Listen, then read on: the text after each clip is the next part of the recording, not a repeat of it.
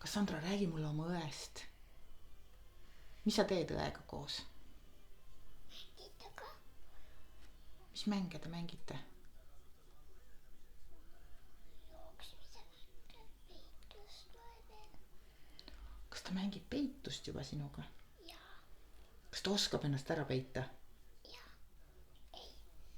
Ei oska, aga sina oskad, eks? Jaa. Kas ta leiab su kergesti üles? Jaa. On nii või? Jaa. Siis mulle tundub, et teil on vähe peituse kohti. Mis sa arvad?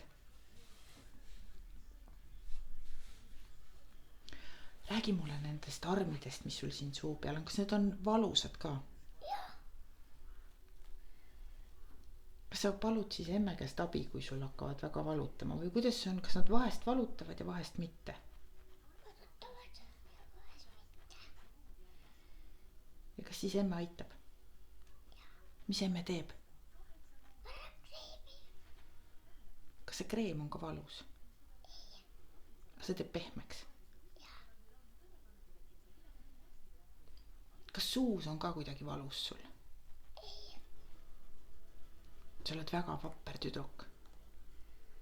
Räägi mulle, kas sa lähed varsti kooli? Jaa. Kas sa ootad kooli minekut? Jaa. Mis sa arvad, mis seal koolis siis tegema hakatakse? Õppima. Kas sa natuke juba oskad ka tähti ja numbreid? Jaa. Lasteaias õpid või emme õpetab? Emme õpetab.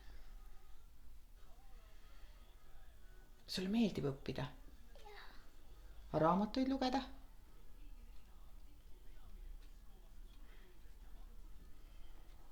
Kas emme loeb sulle raamatuid või sa loed juba ise? Emme loeb. Sa oled väga tubli, aitäh sulle.